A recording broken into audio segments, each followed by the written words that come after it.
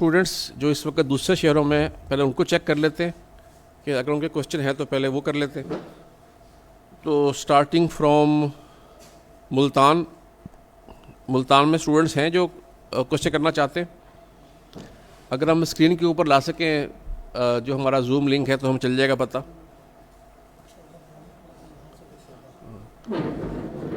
अच्छा चले, any station, मतलब मुल्तान, पेशावर, फैसलाबाद, किसी जगह से क्वेश्चन है कोई जिन्होंने? हाँ बोले बोले। हाँ पेशावर से, हम बताएं क्या क्वेश्चन है आपका।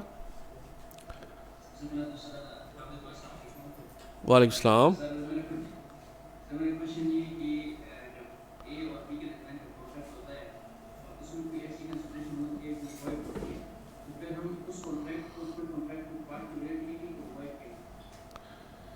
इसका जवाब सरातिफ साहब देंगे।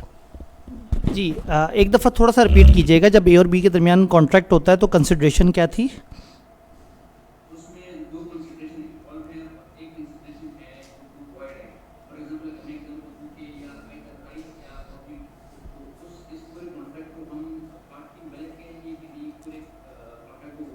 ठीक है, अब इसमें एक चीज़ इंपॉर्टेंट ये है कि क्या आप लीगल और इलीगल पार्ट को या एक वैलिड और इनवैलिड पार्ट को सेग्रीगेट कर सकते हैं या नहीं कर सकते।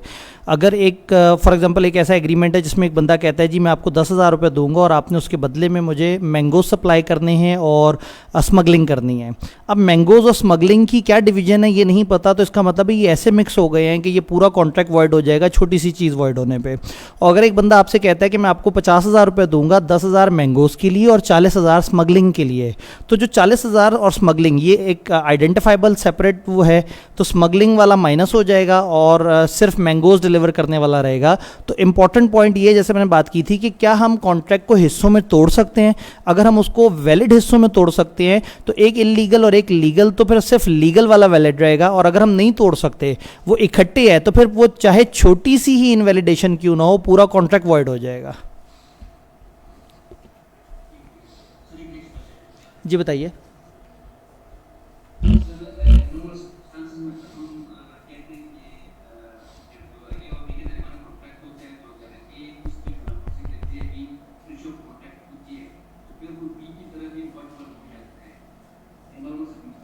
ठीक है,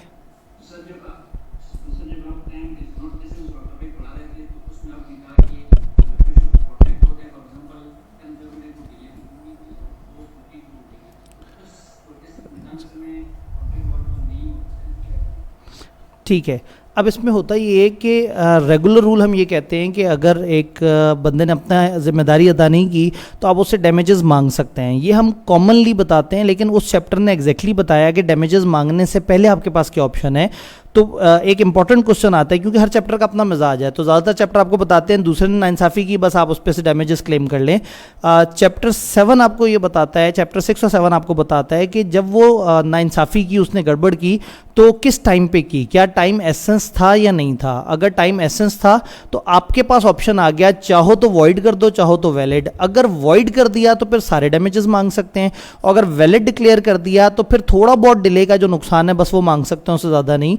तो कॉमनली एक बंदा दूसरे के साथ ब्रीच करता है तो वो पाबंद होता है कि सामने वाला बंदा अगर जुर्माना मांगे तो जुर्माना देना होगा। अब टाइम एसेंस वाला कहता है कि मजलूम के पास ऑप्शन है कि चाहे तो डैमेजेस मांग ले और चाहे तो कहे अच्छा चलो कोई बात नहीं, तो मुझे दोबारा परफॉर्मेंस दे दो, चल जाएगा काम।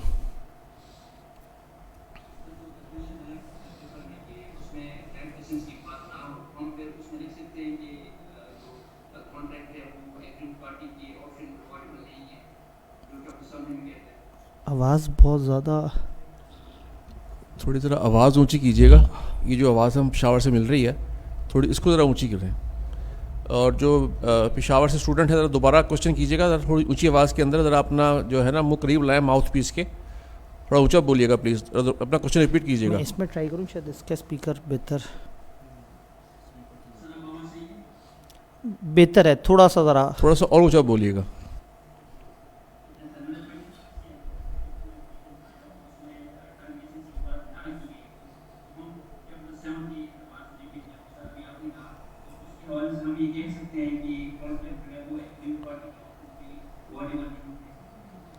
आपका आधा सवाल सुनाई दिया, अब आपकी आवाज़ तेज़ हो गई है, एक दफ़ा रिपीट कर देंगे क्योंकि यहाँ आपकी आवाज़ प्रॉपर नहीं आई थी।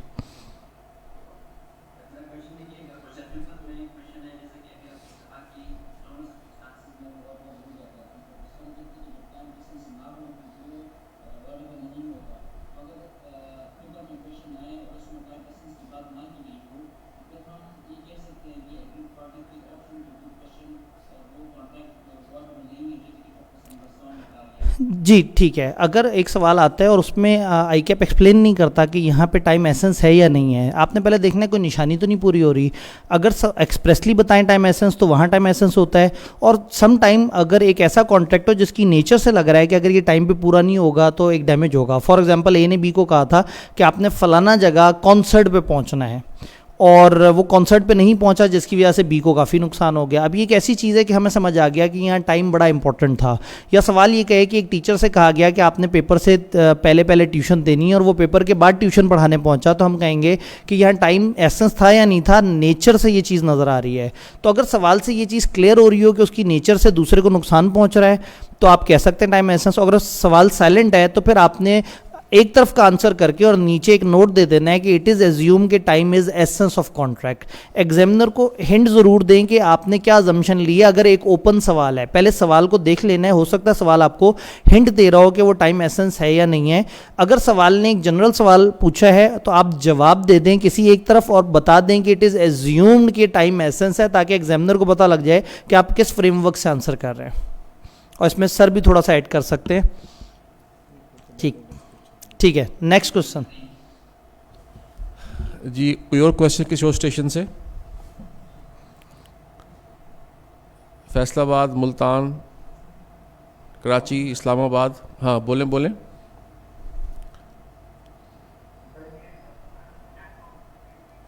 आप किस शहर से? फैसलाबाद से, ठीक है। ज़रा अपना जो है ना करीब, आप करीब से बात करें, जो माउथ पीस है उससे, ताकि आवाज़ हम तक पहुँचे।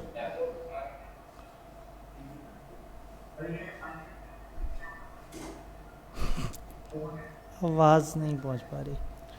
नहीं, आपकी आवाज़ ठीक नहीं आ रही।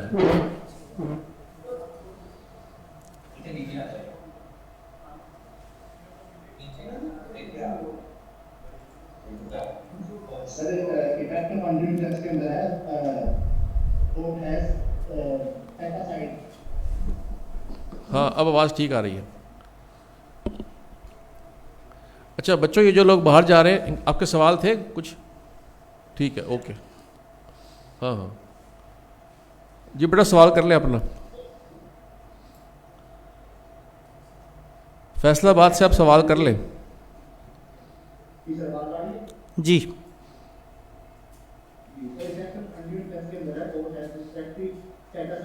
ठीक है, देखें हम ये कहते हैं कि अगर अनड्यू इन्फ्लुएंस हुआ है तो कोर्ट के पास दो ऑप्शंस हैं। कोर्ट या तो कहते हैं कि ये इसको टोटल सेट असाइड कर दें, यानी कि आपके दरमियान जो मामला हुआ है इसको टोटल ख़त्म कर दें और हर बंदा दूसरे बंदे को उसकी जो कंपनसेशन है वो वापस कर दे। लेकिन सेकंड ऑप्शन क्या है? सेकंड ऑप्शन ये है कि अगर एक मजलूम ने एक चीज़ बेनिफिट ले ली है तो हो सकता है कोर्ट कहे भाई आपका आपस में रिलेशन है, इसकी कोई और एडजस्टमेंट कर लो। जैसे मैंने क्लास में लेक्चर के दौरान मजाक में एक एग्जांपल दी थी कि वो बच्चा कह दे अच्छा ठीक है जी अब्बा जी आपके मेरे पास पैसे आए हुए हैं, मैं इसको 4 महीने की पॉकेट मनी कंसिडर कर लूँगा। कोर्शन में आपको लाजमी वापस करना पड़ता है जो भी बेनिफिट्स हैं, क्योंकि वहाँ तो लड़ाई झगड़ा होता है। अनड्यू इन्फ्लुएंस में चाहे तो वापस कर दें और चाहे तो कोई और एडजस्टमेंट आपस में तय कर लें उस अमाउंट की जो ऑलरेडी आ चुकी है मजलूम पार्टी के पास। क्लियर? जी बताइए। जी जी, इल गॉटन मनी का मतलब है गलत तरीके से हासिल किए हुए पैसे। जैसे हमने कहा ना कि आप क्रिमिनल सोर्सेज से अर्न कर रहे हैं, किडनैप करके, मर्डर करके, स्मगलिंग करके, करप्शन करके, तो इल गॉटन मनी का मतलब है ऐसे पैसे जो गलत तरीके से हासिल किए गए हैं।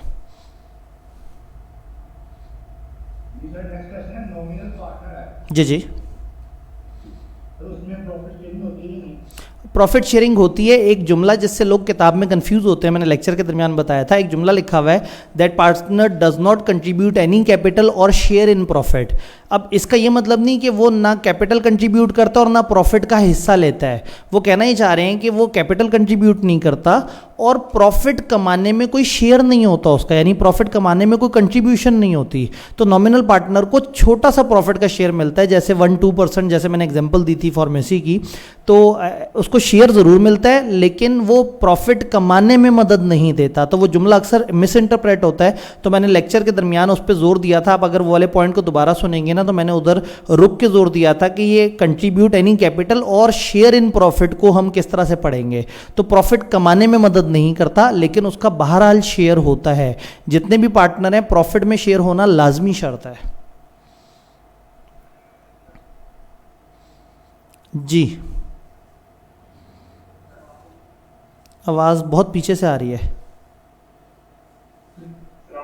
वालेकुम सलाम।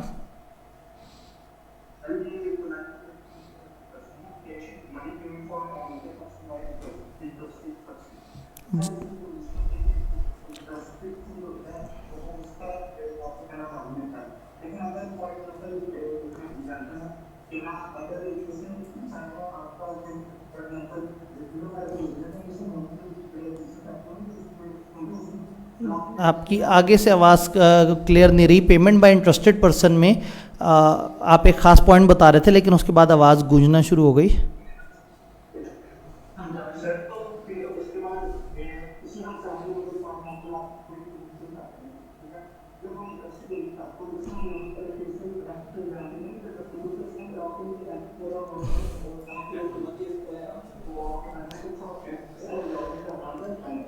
अच्छा, ऐसा ऐसा है कि आप किस शहर से बात कर रहे हैं? ठीक है, आप ऐसा करें कि जो व्हाट्सएप ग्रुप है ना, उसमें आप उसमें सर का नंबर, जो सर नंबर दिया हुआ है उसमें ना आप वॉइस नोट कर दें, आपको जवाब मिल जाएगा। ठीक है, आपकी आवाज़ समझ में नहीं आ रही इसलिए हम उसका जवाब दे नहीं पा रहे। आप उसमें वॉइस नोट कर दें। ठीक है जी। अब जी जी, हाँ, आवाज़ आ रही है। आवाज़ आ रही है। सर क्वेश्चन है कि ये rule of estoppel and rule of holding out, तो पेपर में हम रूल ऑफ होल्डिंग आउट की जगह रूल ऑफ स्टॉपल या रूल ऑफ स्टॉपल की जगह वर्डिंग में बात कर रहा हूँ, रूल ऑफ स्टॉपल की जगह रूल ऑफ होल्डिंग आउट लिख सकते हैं? नहीं, असूलन नहीं लिख सकते क्योंकि एस्टॉपल में कन्फ्यूजन प्रिंसिपल की तरफ से फैलाई जाती है और होल्डिंग आउट में जो कन्फ्यूजन है वो पार्टनर या एजेंट की तरफ से। अब अगर आपका क्वेश्चन एजेंसी के चैप्टर से कॉन्ट्रैक्ट एक्ट से आए तो आपने एस्टॉपल वाले वर्ड्स यूज़ करने हैं कोशिश करके, और अगर आपका पार्टनरशिप में से सवाल आए तो पार्टनरशिप में होल्डिंग आउट पार्टनर का उन्होंने जिक्र किया है, तो होल्डिंग आउट को पार्टनरशिप में इस्तेमाल कर लीजिएगा और एस्टॉपल को एजेंसी में। तो एस्टॉपल और होल्डिंग आउट में फ़र्क है, दोनों के अल्फाज में फ़र्क है, तो एक की जगह दूसरा इंटरचेंजेबल नहीं है। ये इंपॉर्टेंट बात है याद रखने वाली।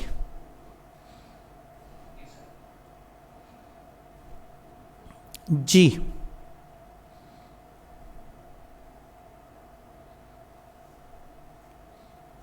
जी, किसी सेंटर से। वालेकुम सलाम।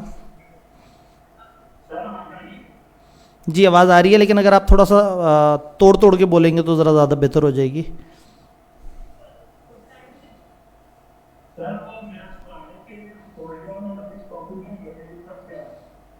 बेसिक डिफरेंस क्या है? मुझे लग रहा है आपने उस दिन लेक्चर की चीज़ें मिस कर दी। बेसिक डिफरेंस कन्फ्यूजन का है। एस्टॉपल में कन्फ्यूजन बड़े फैलाते हैं, मेन पार्टनर्स या प्रिंसिपल लोगों को कह देता है कि ये शख्स हमारा एजेंट या पार्टनर है, और बाद में वो पार्टनर या एजेंट नहीं रहता, लेकिन फिर भी ये प्रिंसिपल बाउंड हो जाते हैं क्योंकि इन्होंने क्लैरिफाई नहीं किया होता।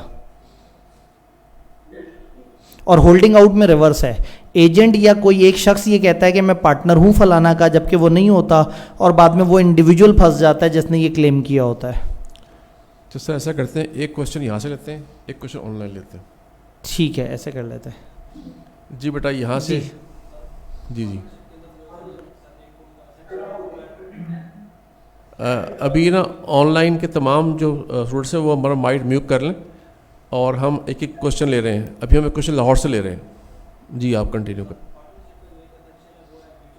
ठीक है,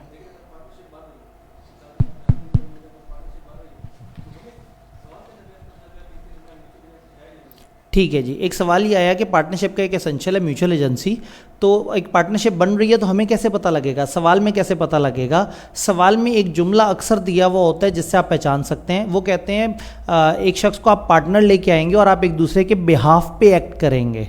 you are hiring that person to behalf on to act on behalf of you. तो अगर सवाल में एक्सप्रेसली इस तरह की निशानी है तो आप कह देंगे कि हाँ म्यूचुअल एजेंसी है। अगर सवाल में 3-4 निशानी है और सारी निशानियाँ नहीं हैं तो सबसे पहले आप कहेंगे कि जी पार्टनरशिप बनने के लिए 5 रूल्स होते हैं, 3 सवाल में दिए हुए हैं। अगर ये 2 रूल्स भी वैलिड हुए तो फिर यह एक पार्टनरशिप है। जैसे हमने पास पेपर में देखा था, एक सवाल में एक्सप्रेसली 5 बताए हुए थे, एक में एक को छोड़ के 4 बताए हुए थे। तो हमने कहा था इसको आंसर करते हुए कहें कि अगर इनमें ये 5वां एलिमेंट भी पाया गया तो ये एक पार्टनरशिप है। जी ऑनलाइन क्वेश्चन जी, हाँ जी, ऑनलाइन पार्टिसिपेंट्स जो है वो क्वेश्चन कर सकते हैं। जी बेटा, आप किस शहर से बात कर रहे हैं? पिशावर से। हाँ बेटा, बात करें।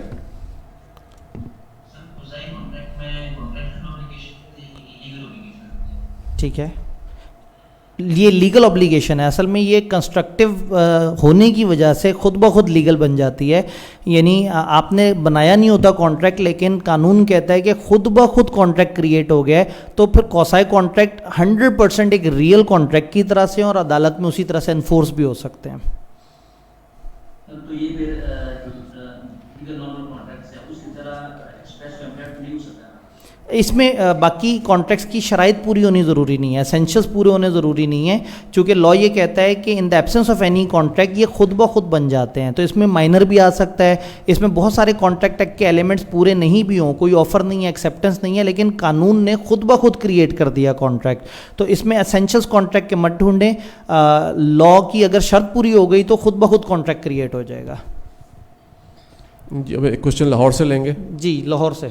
सर मेरा क्वेश्चन ये है कि जब चैप्टर 6 में एक क्वेश्चन है कि 2008 में टाइम बार्ड अमाउंट थी, ठीक है, तो जब टाइम बार्ड अमाउंट के बाद उसने पेमेंट की दूसरे शख्स ने, तो अगर उसने 2009 में ले गया, उसकी पेमेंट ड्यू थी मतलब, ठीक है, तो 2-3 बार वो उसने आगे वाली पेमेंट रिसीव कर ली, लेकिन उसमें इंडिकेट कर दिया उसने, बाद में उसने इंडिकेट नहीं किया, तो फिर दोबारा टाइम बार्ड में लेके जा सकता है?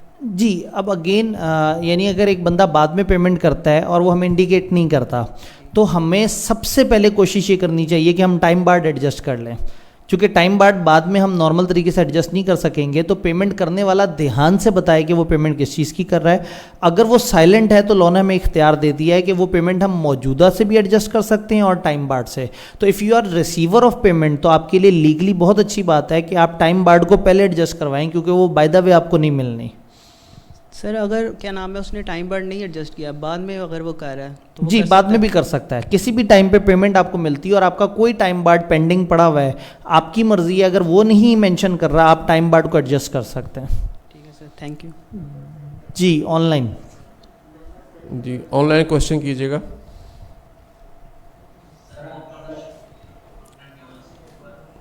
जी बताइए, थोड़ा सा वाजे बोल के ज़रा। जी बेहतरीन। सर पार्टनरशिप जो प्रॉपर्टी के जो टॉपिक है सर, उसमें हम कहते हैं कि जब तक आल पार्टनर का कंसेंट शामिल ना हो, कोई चीज़ हम उसको बोलने पर एक पार्टनर है वो एक वैन लाना चाहता है, तो अगर वो पार्टनर्स को कहते हैं कि ये वैन प्रॉपर्टी में यूज ना है और पार्टनरशिप में यूज होगा लेकिन ये मेरे नाम पर होगा, ठीक है, उसको हम पार्टनरशिप की प्रॉपर्टी कहने की नहीं है। जी अगर वो कहता है कि ये पार्टनरशिप में ऐड होगा और सारे पार्टनर्स मानते हैं तो नाम जिसका मर्जी हो कोई मसला नहीं, क्योंकि पार्टनरशिप बेचारी एक लीगल पर्सन नहीं है। पार्टनरशिप के सारे एसेट्स किसी ना किसी पार्टनर के नाम पे होते हैं, सारे बैंक अकाउंट किसी ना किसी पार्टनर के नाम पे होते हैं, सारे एग्रीमेंट किसी ना किसी पार्टनर के नाम पे होते हैं। तो इंटेंशन मैटर करती है। तो पार्टनर के नाम पे अगर वैन है और इंटेंशन ये है कि ये पार्टनरशिप की प्रॉपर्टी है, तो वो इंटेंशन उसको पार्टनरशिप की प्रॉपर्टी बना देगी। जी जी लाहौर से क्वेश्चन, लेकिन पहले उनका राइट है जिन्होंने पहले क्वेश्चन नहीं किया। उन्होंने पहले हैंड रेज किया, तो उनको ज़रा दे दें मौका।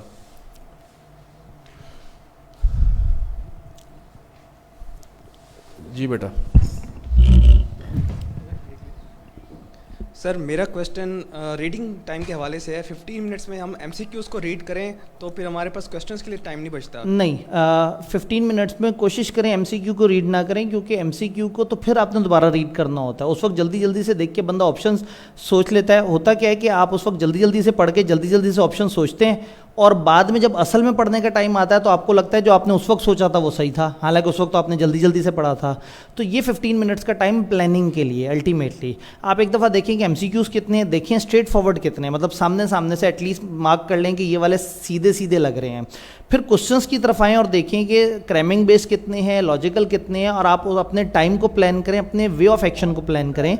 सिनेरियोस को उस वक्त नहीं, जो सीधे सीधे छोटे छोटे सवाल नज़र आ रहे हैं उनको एक नज़र दौड़ा लें, ताकि आप थोड़ी सी प्रैक्टिस कर सकें कि आपने किस तरह से करना है। लेकिन जो लोग रीडिंग टाइम में एक सवाल जल्दी जल्दी से पढ़ के उसका जवाब कई दफ़ा लेड पेंसिल से साथ साथ लिखना शुरू कर देते हैं, तो फिर बाद में प्रॉब्लम ये होता है कि इस वक्त कम टाइम में आपके जहन में कम आइडियाज़ आए होते हैं, और बाद में आप सोचते नहीं हैं, क्योंकि आपको लगता है कि जो आपने लेड पेंसिल से लिखा था वही पॉइंट्स जॉट डाउन कर लेने चाहिए। तो दिस इज़ गुड कि आप उस वक्त प्लान करें, पेपर को थोड़ा सा समझें कि उसमें आसान एरिया कितना है, मुश्किल एरिया कौन सा है। हो सके तो ये प्लान कर लें कि पहला सवाल कौन सा होगा, दूसरा कौन सा होगा, बाद वाला सवाल कौन सा होगा। उस टाइम पे सवालों को गौर से पढ़ना शुरू कर देंगे तो वो आपका टाइम ज़ाया जाएगा। Thank you sir. जी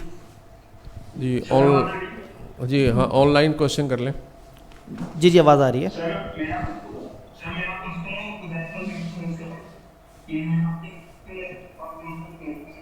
आपकी आवाज़। बेटा आप कौन से शहर से बात कर रहे हैं?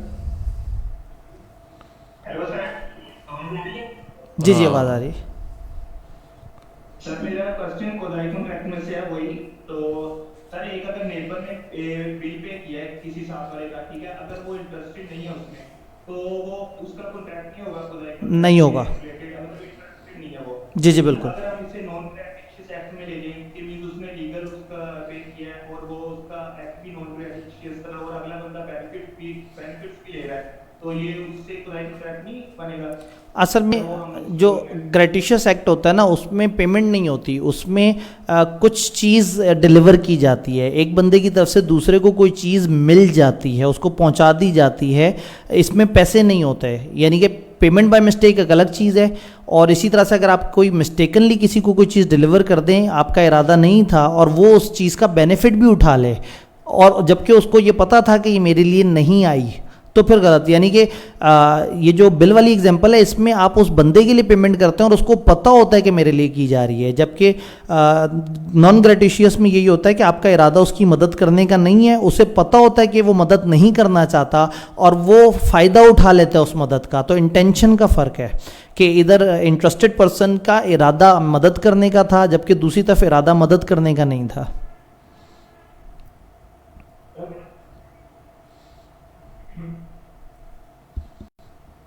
जी जी थोड़ी बेहतर है। सर जब आर्बिट्रेशन एक्ट में जब आर्बिट्रेशन से वो ये बात करते हैं जी कंपेयर करते हैं, ठीक है। तो अगर विदन टू मंथ्स ऑब्जर्व करना फैसला नेक्स्ट होता है तो फिर फैसला कोर्ट में जाता है। अगर क्या होगा, अगर अंपायर एंड पे, अगर अंपायर विदन 2 मंथ्स जो वो फैसला नेक्स्ट होता है, जी अगर अंपायर अपने टाइम के अंदर फैसला नहीं सुनाएगा तो फिर देखा जाएगा कि आर्बिट्रेशन एक्ट की प्रोविजंस क्या हैं। एक चीज़ हमने ध्यान में रखनी है, जो अदर लॉज है ना हमारे सिलेबस में पूरे नहीं है, बीच बीच के सेक्शंस हैं, तो हमें पूरा कंप्रीहेंसिव प्रोसेस नहीं बताया। उन्होंने बस ये कहा कि अंपायर अवार्ड दे देगा 2 महीने में। सेम गोज अगर 2 महीने तक नहीं कोई अवार्ड आता तो ठीक है, फिर मामला वो पार्टीज़ अगर अदालत में लेके जाना चाहें या किसी और जगह लेके जाना चाहें तो पार्टीज़ की अपनी मर्जी है। जी सामने से सर मेरा क्वेश्चन है कि जब एक पार्टनर अपनी जो से बेनिफिट से आगे माइनर को करता है, ठीक है, दे देता है, अगर वो पार्टनर इन प्रॉफिट ओनली हो, तो जब माइनर मेजॉरिटी अटेन करेगा और पार्टनरशिप का हिस्सा बनना चाहेगा तब भी वो लाइबल होगा, वो जो सी लाइबिलिटीज है फर्म की, या नहीं होगा? नहीं, अगर तो हम ये कहते हैं कि पार्टनर बनने के बाद वो एग्जैक्टली उसी शेयर का लाइबल हो जाएगा जो तय हुआ था उसके बचपन में। तो अगर जो पार्टनर इन प्रॉफिट ओनली था उसने अगर अपना हिस्सा उसे दिया और सबने मान लिया, तो ये बड़ा होकर वही वाला पार्टनर उसी तरह का बन जाएगा जो प्रॉफिट ओनली वाला पार्टनर था। स्टेटस वही रहेगा जो उसको बचपन में दिया गया था।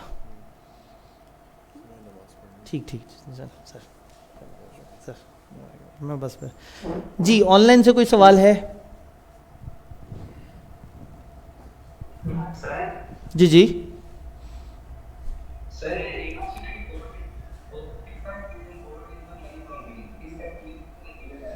आवाज़ आपकी थोड़ी सी अटक रही है, थोड़ा सा माइक को अगर आप।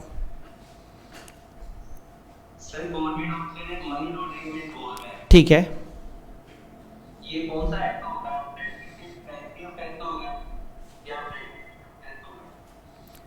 जी अगर गवर्नमेंट का ऑफिसर मनी लॉन्ड्रिंग में इन्वॉल्व है तो बेसिकली ये क्रिमिनल एक्टिविटी है ना। मनी लॉन्ड्रिंग हमेशा क्रिमिनल एक्टिविटी है। एक इंसान दूसरे का नुकसान भी पहुंचा दे तो भी हम इसको क्रिमिनल कॉन्टेक्स्ट में देखेंगे।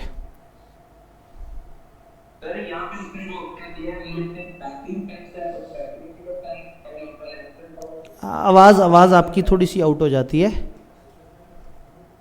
सर यहाँ पे जो उसने ऑप्शन दिए हुए हैं ना, उनमें इंटरनेशनल टॉर्ट है और माइनर ऑफेंस है। इंटरनेशनल ऑफेंस है और क्या है? आपकी 4 ऑप्शंस क्या थी? प्राइमरी ऑफेंस, ठीक है, प्रेडिकेटेड ऑफेंस, ठीक है, प्रीडेट वो ठीक है, और इंटरनेशनल टॉर्ट माइनर ऑफेंस। ठीक है। अब देखिए हमने अपने सिलेबस में किसको पढ़ा हुआ है? प्रेडिकेट ऑफेंस को, वो ऑफेंस जिसके ऊपर मनी लॉन्ड्रिंग हो जाती है। तो अगर मनी लॉन्ड्रिंग के साथ आपको कोई ऑफेंस बताते हैं और बाकी ऑफेंस आपने नहीं पढ़े हुए तो आपके यहाँ जो ऑफेंस माना जाता है मनी लॉन्ड्रिंग के लिए वो प्रेडिकेट ऑफेंस है। तो असूलन इसका आंसर प्रेडिकेट ऑफेंस होना चाहिए। अगर उसने वो ऑफेंस किया है जो मनी लॉन्ड्रिंग के कानून से रिलेट करता है तो वो प्रेडिकेट ऑफेंस कहलाता है। सर प्राइमरी ऑफेंस क्या है? असल में देखिए होता क्या कि एमसीक्यू बनाने वाला ना अजीब अजीब सी ऑप्शंस देता है आपको कई दफ़ा, यानी वो ऑप्शन जो कि आपने ना सुनी है। प्राइमरी ऑफेंस है एक ऐसा ऑफेंस जो पहले हुआ है, जो सबसे पहले भाई कत्ल है, प्राइमरी ऑफेंस है। और कत्ल की बेस पे आपने जो है वो मनी लॉन्ड्रिंग की है, आपने उस एसेट को डील किया तो ये मनी लॉन्ड्रिंग हो गई। तो प्रेडिकेट ऑफेंस एक खास डिफाइंड ऑफेंस है जो कि मनी लॉन्ड्रिंग में आता है। उसके अलावा अब आपको कोई प्राइमरी ऑफेंस कह दे, सेकेंडरी ऑफेंस कह दे, इंटरनेशनल ऑफेंस कह दे, लोकल ऑफेंस कह दे, वो जाहिर है एमसीक्यू में क्या करते हैं वो ऑप्शंस पूरी करने के लिए डिफरेंट वर्ड्स यूज़ करते हैं। अक्सर वर्ड हमारे सिलेबस में नहीं होते, तो हमने देखना है हमारे सिलेबस में हमें क्या चीज़ समझ आ रही है। तो predicate offence is the thing जो इसमें नोन है, बाकी सारी चीज़ें हमारे सिलेबस में उस तरह से डिफाइंड नहीं है। और फॉरेन सीरियस ऑफेंस है दूसरे मुल्क में वो वाला ऑफेंस जो पाकिस्तान के अंदर प्रेडिकेट कहलाता है, बट हमारे सिलेबस में फॉरेन सीरियस ऑफेंस भी नहीं है। मैंने ट्यूटर नोट में बताया था। जी सामने से सवाल। सर अगर कोई पेपर में क्वेश्चन सिनेरियो का साइलेंट हो और हमें अज्यूम करना पड़े और उसके 2 आंसर बनते हो, ठीक है, तो हम दोनों लिख सकते हैं? जी इन्होंने कहा कि अगर सवाल एज्यूम करना पड़े तो क्या हम दोनों आंसर लिख सकते हैं? यस। आप कई दफ़ा लिखते हैं कि डिपेंडिंग अपॉन उसे पता था या नहीं पता था, ये वैलिड भी हो सकता है इनवैलिड भी। और आप यूँ भी कह सकते हैं अगर उसे पता था तो वैलिड है, अगली लाइन अगर उसे नहीं पता था तो इनवैलिड है। तो आप दोनों आंसर लिख सकते हैं। Thank you sir. जी सामने से 1-2 और सवाल ले लेते हैं। सर मुझे काफ़ी ज़ोर से क्वेश्चंस आ रहे हैं। ओए होए बहुत सारे सवाल आए हैं इनको। जी मतलब इतने भी नहीं, लेकिन 2 ही हैं। 2 सवाल। हाँ, तो ना हमने पहले पढ़ा है minor admitted into benefit of partnership. ठीक हो गया। उसमें लायबल कब से माइनर स्टार्ट होगा लायबिलिटीज़ के लिए? माइनर लायबिलिटीज़ के लिए कब से स्टार्ट होगा? जिस दिन वो पब्लिक नोटिस देगा कि अब मैं पार्टनर बन गया हूँ। ये नोटिस देते साथ ही जिस दिन उसको एडमिट किया गया था 4, 5, 10 साल पहले, वहाँ से लेके आज तक की लायबिलिटीज़ भी उसके ज़िम्मे पड़ जाएंगी जो पहले नहीं पड़ती थी। ठीक है, ठीक है। दूसरा हमारा है क्रिटिकल इंफ्रास्ट्रक्चर के बारे में। क्रिटिकल इंफ्रास्ट्रक्चर, ठीक है। तो उसमें हमें अभी क्रिटिकल इन्फॉर्मेशन हम किसको कंसीडर करेंगे? फाइनेंशियल इंस्टीट्यूशन या बैंकिंग इंस्टीट्यूशन की इन्फॉर्मेशन को, या मेडिकल या डिफेंस की इन्फॉर्मेशन को? जी डिफेंस, सिक्योरिटी, सेंसिटिविटी, ऐसी सर्विसेज जिसमें ज़िंदगी मौत के मसले पड़ जाएं तो क्रिटिकल इंफ्रास्ट्रक्चर है ही क्रिटिकल, बड़ा सेंसिटिव है। वो बात ठीक है। तो वो क्रिटिकल में किताब ने 2 निशानियां दी हैं। एक उन्होंने कहा है कि अगर मुल्क की सेफ्टी, सिक्योरिटी, डिफेंस के अगेंस्ट आ जाए मामला, या वो कहते हैं कुछ ऐसी सर्विसेज इंपैक्ट हो जाएं इंक्लूडिंग वो सर्विसेज जिसकी अगर कंप्रोमाइज हो जाए इंटेग्रिटी तो कैजुअलिटीज़ हो सकती हैं, लाइफ थ्रेट्स हो सकते हैं। जैसे मैंने एग्जांपल दी कि 1122 के साथ कुछ गलत कर दे, फायर ब्रिगेड के साथ कुछ गलत कर दे, तो वो वाली सर्विसेज जो नॉर्मली स्टेट की तरफ से प्रोवाइड की जाती हैं लोगों की बेहतरी के लिए, उनके साथ कोई छेड़छाड़ कर दे। डन। बैंकिंग या financial institution? Banking financial institution आप उसको मिक्स कर रहे हैं उसके साथ सेंसिटिव इन्फॉर्मेशन के साथ, वो और चीज़ है। वो आपकी पर्सनल सेंसिटिव इन्फॉर्मेशन है जो कि डाटा प्रोटेक्शन के अंदर इस्तेमाल होती है। जी ऑनलाइन में से सवाल।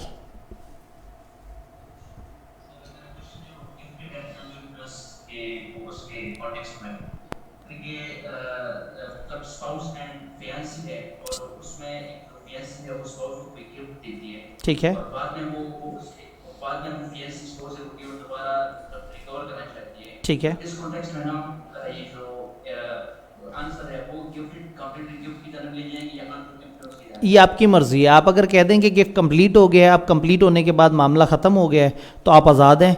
और अगर आप कहें कि जी चूँकि अनड्यू इन्फ्लुएंस था तो पिछला गिफ्ट ही गलत था, तो ये अब आपकी मर्ज़ी है कि आप, चूँकि आई कैप जानना चाहता है कि आपको रूल पता है या नहीं पता, तो आप कहें चूँकि ये कंप्लीटेड गिफ्ट है और कंप्लीटेड गिफ्ट में कंसिडरेशन वन साइडेड भी चल जाएगी। यानी अगर समझ आ जाए कि उस कॉन्ट्रैक्ट में एक ने गिफ्ट दिया था, दूसरे ने कुछ नहीं किया था, तो फिर बेटर है कि आप इसको कंप्लीटेड गिफ्ट की तरफ लेके जाएं। चूँकि दूसरी तरफ फिर आपको डिफाइन करना पड़ेगा कि जो इसने मुझे चीज़ दी और मैंने इसको दी है उसमें एक अनड्यू इन्फ्लुएंस था।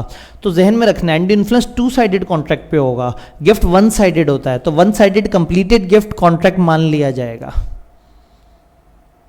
जी, सामने से हमारे पास लास्ट ऑडियंस एक सवाल है।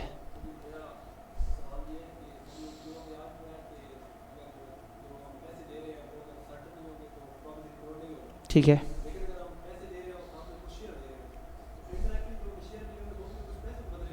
जी, इन्होंने कहा कि हमने कहा कि सर्टन होनी चाहिए अमाउंट, तो अगर हम अमाउंट दें और साथ में शेयर्स दें तो वो तो सर्टन था। दो अलग अलग रूल हैं, एक ये है कि पेमेंट अमाउंट सर्टन होनी चाहिए और दूसरा है कि प्रॉमिसरी नोट किसी पैसों पे होना चाहिए, कोई जिन्स नहीं होनी चाहिए। तो सर्टेनिटी वाली तो चीज़ क्लियर हो गई कि 500 शेयर्स और इतने 1000 रुपये। बट जो दूसरा रूल है सिक्का राइजुल वक्त वाला, वो आउट हो गया कि आपने सिर्फ करेंसी में देना है, उसने करेंसी और शेयर्स दोनों कह दिए। तो सारे रूल फॉलो करने हैं ना, दूसरा रूल फॉलो नहीं हुआ यहाँ। और कोई सवाल? ठीक है जी, सामने के तो हमारे सारे सवाल ख़त्म हो गए। अब चूंकि 1-2 मिनट बाद जो है वो अगली क्लास भी यहाँ पे शुरू हो रही है। अब हम क्या करेंगे, हम व्हाट्सएप ग्रुप को डेली दिन के वक्त को 3-4 घंटे के लिए ओपन किया करेंगे। आप अपने वहाँ सवाल खोल के करें और फिर हम उसे बंद कर दिया करेंगे ताकि आपस में बच्चे लड़ने झगड़ने ना लग जाएं। और रात के वक्त के करीब तकरीबन उसे ओपन करके, और मैं सारों के जवाब दे रहूँगा, बल्कि मैं ओपन भी नहीं कर रहा हूँ, हम एडमिन ओनली से मैं उनको जवाब दे दूँगा और आपके लिए ईजी हो जाएगा। जी, दिन में 2 से 5 आपका ग्रुप ओपन होगा और आप वहाँ पे अपने अपने सवाल कर सकेंगे और फिर हम ग्रुप को क्लोज कर देंगे ताकि आपस में फिर वो चीज़ें उस तरह से ना हो। और फिर इवनिंग में, रात में या लेट नाइट में मैं एक दफ़ा उसमें सारे सवालों के जवाब, मैं भी, मेरे साथ टीम मेंबर्स भी होंगे, हम लोग कोशिश करेंगे कि हम उन सारे सवालों के जवाब दे दें। उस वक्त ग्रुप बंद हुआ होगा, हम एडमिन होंगे, हमारे जवाब चले जाएंगे ताकि रादर क्रॉस क्वेश्चनिंग शुरू हो जाए, वहाँ सबको सवाल भी इकट्ठे मिल जाएँ, जवाब भी इकट्ठे मिल जाए। तो आप लोगों का बहुत बहुत शुक्रिया, आप लोग एंड तक साथ कनेक्टेड रहे। अब बिल्कुल एंड पे बात आ गई है, अगला सेशन स्टार्ट हो रहा है, तो इंशाल्लाह ताला आप व्हाट्सएप ग्रुप में मुलाकात करते हैं। अपना ख्याल रखिएगा। Best of luck for the exam.